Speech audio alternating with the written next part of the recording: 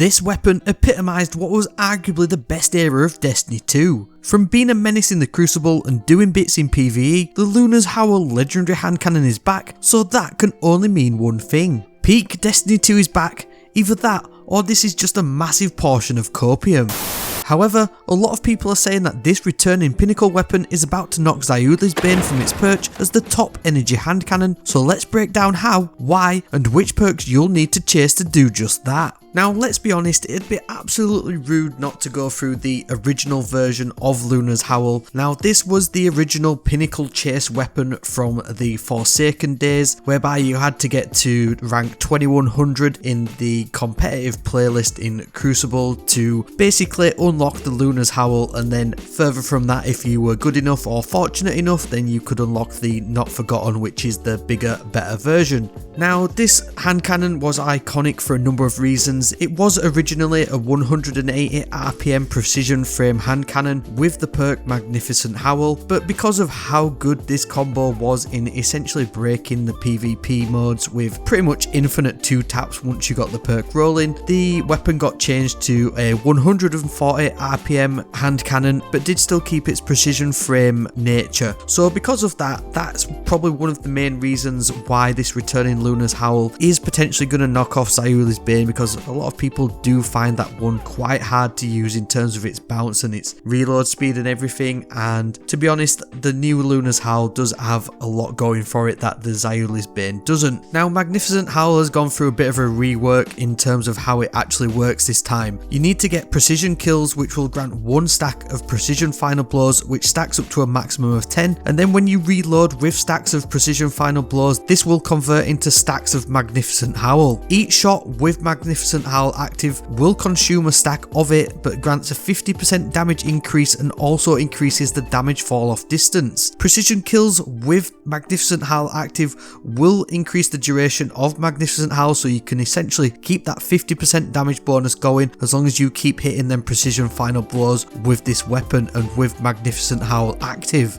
I think that Magnificent Howl is going to be a really good perk in the new sandbox, but how does it stack up with the rest of the roles and everything else that's going on with this new Brave Arsenal version of the Luna's Howl? Now to be honest, obviously Bungie recently just announced that they are unsunsetting everything, so apart from Datto being in everybody's bad books, that also means that the original Luna's Howl and the original Not Forgotten are basically going to be available with this newly updated Magnificent Howl perk. So do you really need to chase that on the Luna's Howl with the new Brave Arsenal version of it? Well, let's have a quick look then, because obviously the curated version is basically a better version of what the original Luna's Howl was. We've got small bore and ricochet rounds in the first 2 columns for the barrel and magazine options, and then it's also coming with Eye of the Storm, which is basically going to make it a lot easier for you to hit your targets. And then obviously, as we've discussed with Magnificent Howl, that's going to essentially grant you a 50% damage increase, and in PvP that's going to give you really easy free taps at about 0.87 seconds, and that's without any other buffs going like Radiant or anything like that.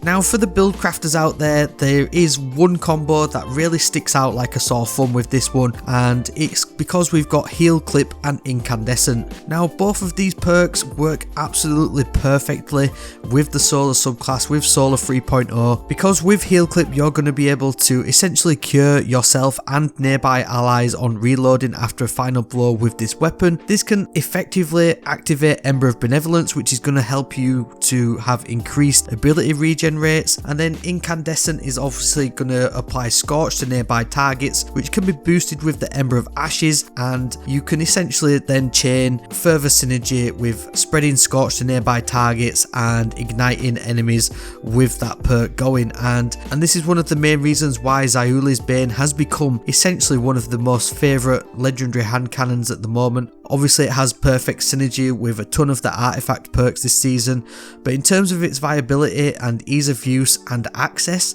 then Luna's Howl really does have a lot more going for it than Zyuli's Bane. At the moment Zyuli's Bane, you can only get that from the King's Fall raid, and to get the best versions of it you either need to get one of the Adept Harrowed versions, or you need to get 5 red border patterns to craft it to get access to the enhanced perk versions. And essentially this free to play Luna's Howl Howl is going to do everything that the Xyuli's Bane can do but better, and is free to play for everybody. So if you haven't got one of them, or you just want something a little bit different and probably a little bit easier to use because of that precision frame nature, then I don't think you can go far wrong with a Luna's Howl looking at Heal Clip and Incandescent. In terms of other perks, you can go for the Heal Clip Kill Clip combo, which has become a bit of a popular one on the solar sidearm that everyone goes on about, the heliocentric, but essentially that's got good synergy in terms of when you get a kill, you're going to heal yourself with that Heal Clip, and then you're also going to get that 25% bonus damage from Kill Clip. A really good little combo, and will essentially do bits in both PvE and the Crucible as well.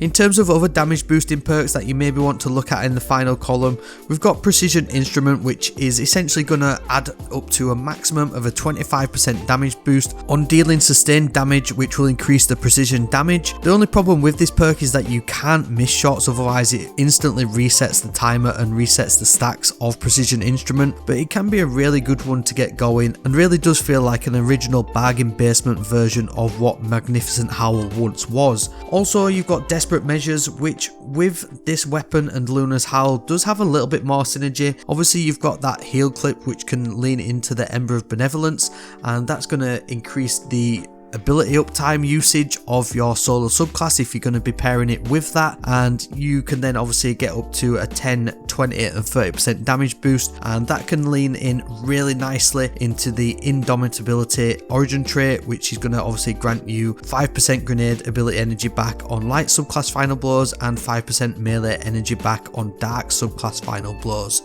The absolute mad lads out there are probably going to want to look at leaning into getting Discord, Encore or Slide Shot going. To be fair, you probably can't look much further than Opening Shot in that fourth column to pair with any of them perks, especially if you're looking at getting a maxed out, really nice feeling PvP hand cannon, especially if you pair it with Slide Shot, which is going to give you that nice range boost, and then Opening Shot is going to give you another nice range boost on that first shot, effectively bumping up your range to 86, which is absolutely massive for any hand cannon, let alone for how good Luna's Howl already does feel. It's going to make landing them free tap headshots in PvP really easy, and is probably a really good accessible learn the rope style hand cannon for anybody to pick up if you're wanting to get into PvP. In terms of barrel and magazine options, got a pretty good recoil direction, so you don't really want to look at anything like arrowhead break or anything like that, because you've already got that perfect vertical recoil pattern from the precision frame of the Luna's Howl. You're probably going to want to look at something like corkscrew rifling, maybe small bore or even fluted barrel, just to get some nice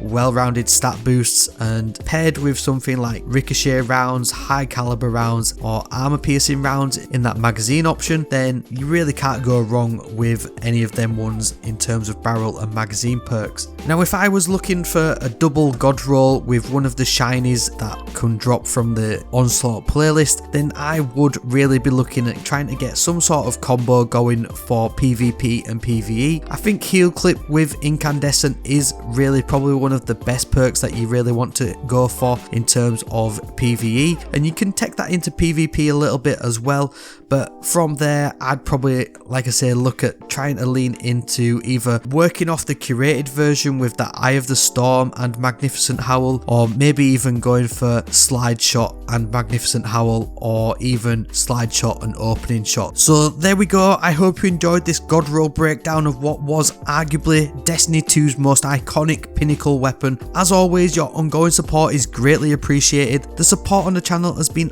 absolutely immense lately. If you've been here before and you're not subscribed, then please consider doing so. It really does help me out more than you know it. Plus you'll get notified of the latest videos as and when we upload them, which we've got tons coming up. You can even also consider joining our fellow members to get some bonus goodies to show off in the comments. Thank you very much for watching, and I'll see you in the next video, which you can click right here.